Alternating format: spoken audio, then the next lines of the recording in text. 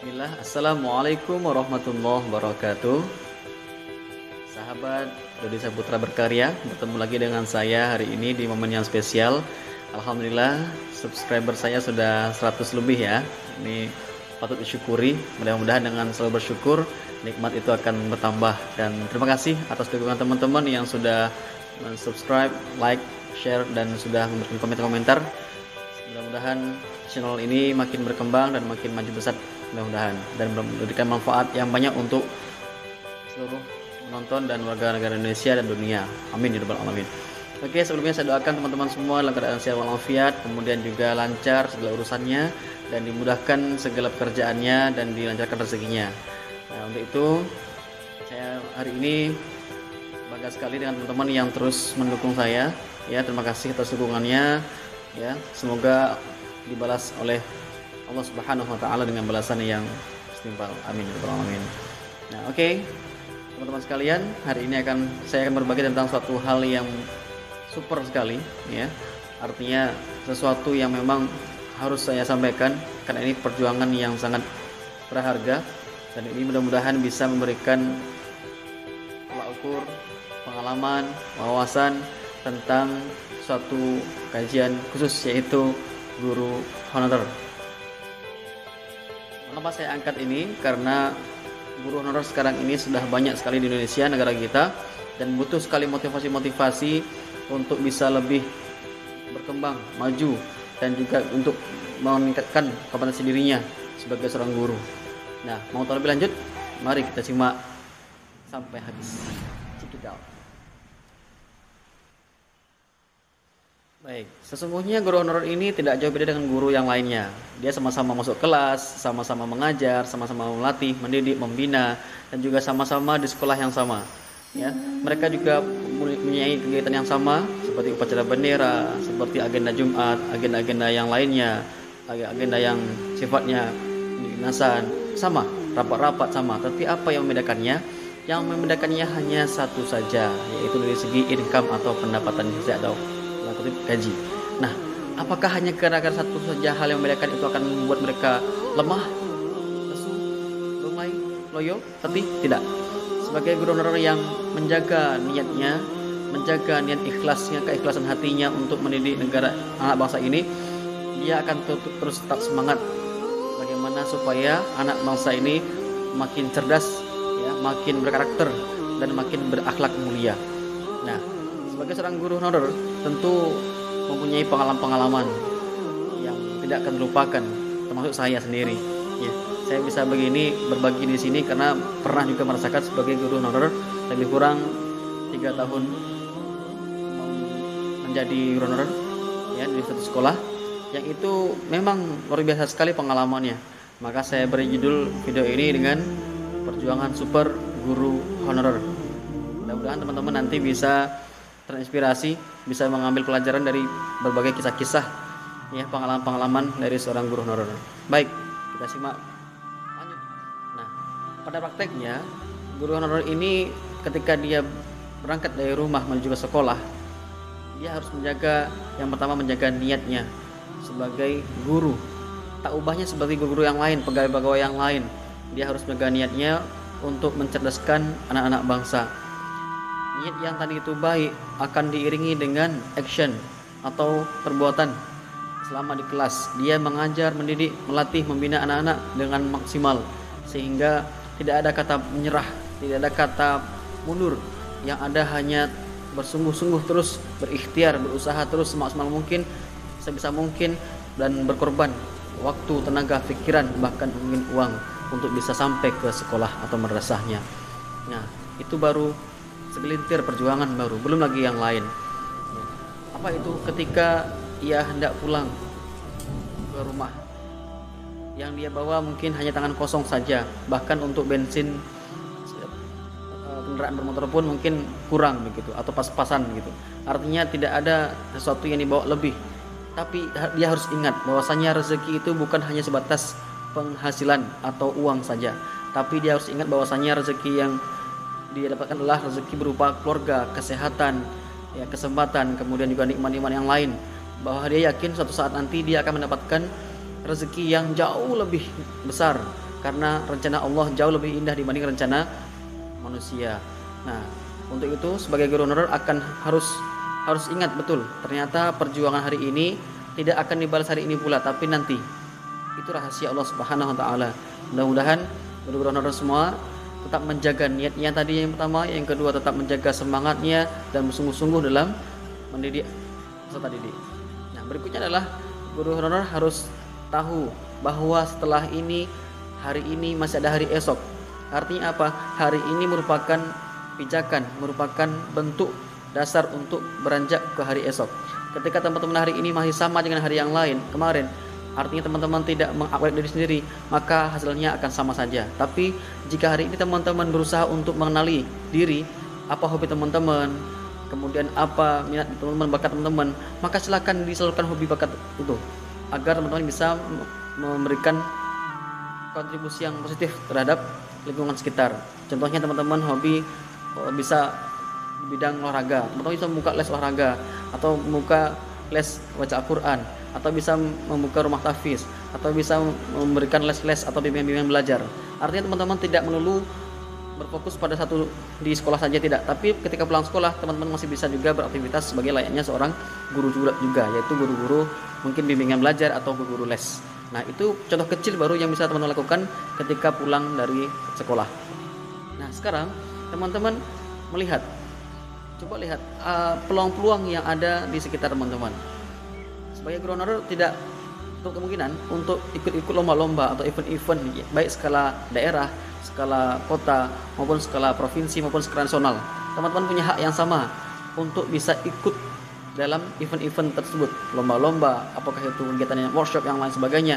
Teman-teman bisa mengupgrade diri sendiri, ya, bisa meningkatkan kompetensi diri untuk bisa bersaing dengan guru-guru yang lain, bahkan termasuk guru-guru yang sudah profesional atau guru-guru yang sudah sertifikasi sekalipun. Teman-teman punya hak yang sama, kesempatan yang sama untuk bisa ikut itu.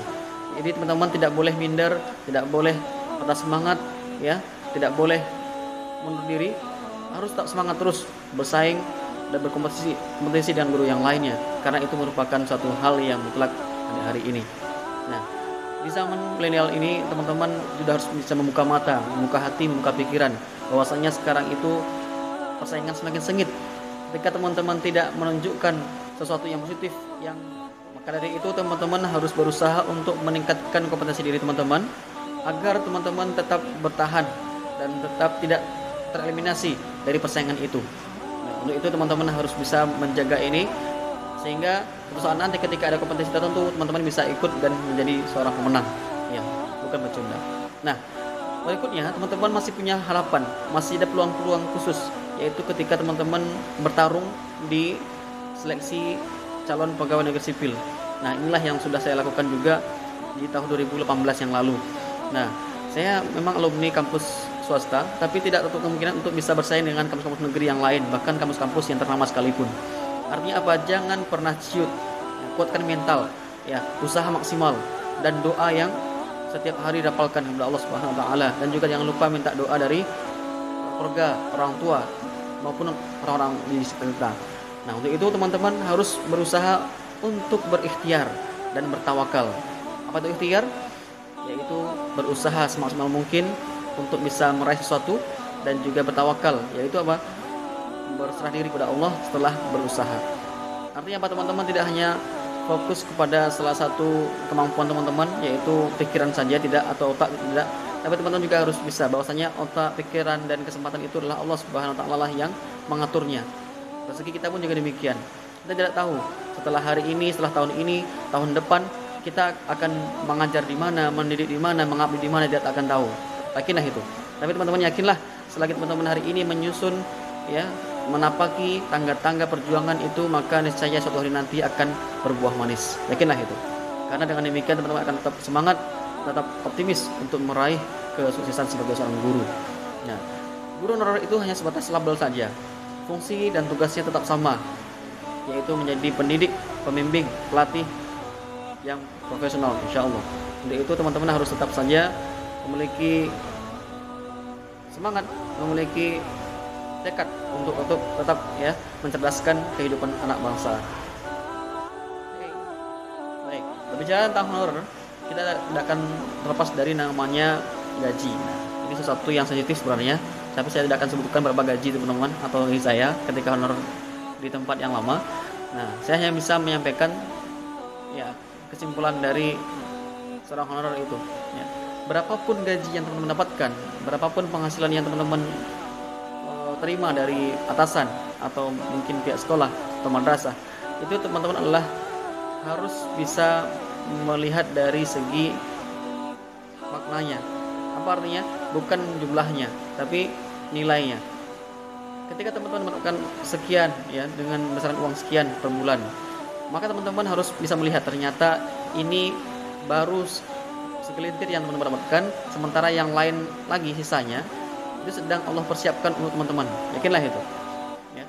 Jadi balasan untuk pengorbanan hari ini itu akan dibalas di lain kali, di lain waktu. Jadi ini perlu menggarisbawahi. Artinya jangan hanya berpatokan pada gaji per bulan teman-teman saja. Ya, yang kedua, sebagai guru honorer tentu saja sempat mungkin terbesit di hati teman-teman ketika sedang berada di ruang majelis guru begitu. Nah, jangan sampai ada sedikit pun teman-teman untuk bisa minder atau mengasihkan diri, tidak. Tapi sebaliknya, teman-teman harus bisa bekerja sama, berkolaborasi, berkomunikasi, ya. Bagaimana seorang guru honorer itu bisa berkolaborasi dengan teman-teman guru-guru pegawai yang lain. Artinya apa? Teman-teman tidak boleh membentuk sekat-sekat atau kelompok-kelompok, tidak boleh. Teman-teman harus tetap bersatu, bergabung, berkolaborasi, bertukar pikiran. Bahkan untuk menyelesaikan suatu masalah tertentu, teman-teman harus bisa berpikir kritis dengan teman-teman yang lain atau critical thinking. Nah, jadi hari ini teman-teman sudah harus menyelesaikan diri ya dengan 4C itu ya, critical thinking, communication, collaboration dan sebagainya. Nah, teman-teman harus bisa berkolaborasi juga untuk bisa menghasilkan kreativitas atau creativity.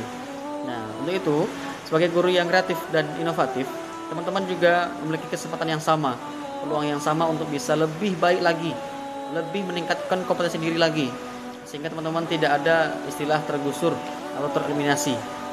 Atasan kita itu secara rutin, secara terpadu akan menilai manakah guru-guru yang produktif, mana guru-guru yang kurang produktif, termasuk guru-guru yang disiplin dan kurang disiplin, termasuk guru-guru yang bagus kinerjanya dan tidak bagus kinerjanya atau kurang bagus kinerjanya. Nah, semua itu akan dinilai oleh atasan kita.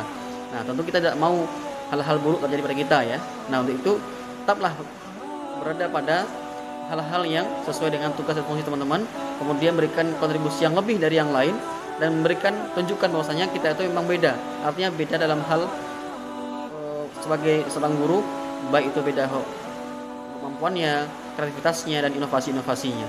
Nah, saya di sebuah kota, saya juga sudah membuktikan bahwasanya sebagai guru honorer itu juga bisa berprestasi, ya minimal di tingkat kota atau mungkin tingkat daerah. Nah, apa artinya? Tidak ada tentu kemungkinan untuk bisa berlomba atau bisa saling bersaing kita secara sehat. Ternyata guru honorer itu juga punya kemampuan yang sama atau bahkan lebih dibanding guru-guru yang lainnya. Oke teman-teman, tetap semangat guru honorer, jangan putus asa. Insya Allah untuk tes pegawai berikutnya teman-teman harus bisa berlatih lagi, lebih giat lagi.